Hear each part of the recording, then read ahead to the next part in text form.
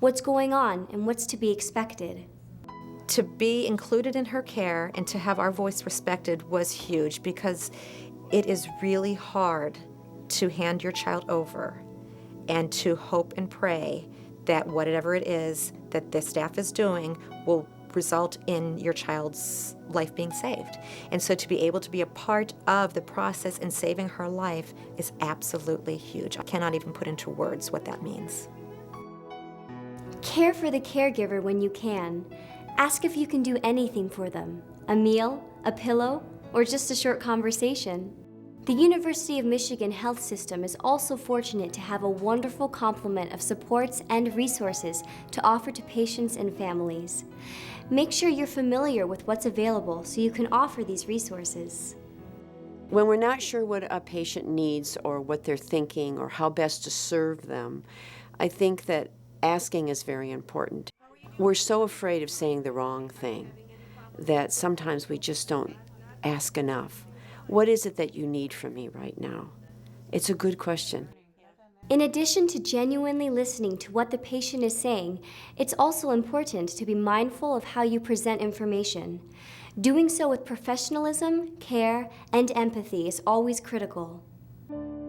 It all started with a small lump in my right leg just above the ankle that my regular doctor assumed was nothing. So that's how I went into surgery. When I finished surgery, I was not quite awake, and somebody was telling me, "I'm sorry, you have sarcoma." I wasn't provided with a lot of follow-up information. One nurse had looked at the chart and commented and said, no worries, prosthetics have advanced a lot, and which was not even in my sort of on my radar screen prior to that. So the whole thing was pretty disconcerting, to say the least. When you do have to deliver a difficult message, be thoughtful of the patient's situation and surroundings. Are they fully conscious? Do they have privacy, family support? Are they in a position to understand what you're saying and to ask questions? I never go into a situation in which I discuss bad news or sad news with the family unless I have a plan. I level with them. And if I don't know what's going to happen, I'll tell them. It never hurts to say, I don't know. It never hurts to actually say to a patient, I'm sorry. When it is time for a patient to be discharged, make sure that you have answered all of their questions and that they thoroughly understand their discharge instructions. Remember that you have been their caregivers, their support staff, their lifeline, perhaps for months. Upon discharge, I was really nervous. I was being completely taken care of by staff at this point. For me to feel comfortable upon discharge, I really needed the education, the extra time. It was absolutely crucial to include my wife and, by extension, the rest of my family in the process. I think that in many ways, this was far more difficult on her than it was for me. To be the caregiver, I think, is a lot more challenging than people realize. It's just a basic human instinct to want to make things better for people. And in a hospital setting, everybody has the ability to do that because everybody has something they can offer, even if it's just a smile or if it's information. I love my job. This is one of the best institutions I've ever worked in my life. I've been here over 30 years. I consider this building the house of hope. The doctors, the nurses, the staff here, it doesn't matter where your position was, this hospital saved my life. And so the loyalty is incredible.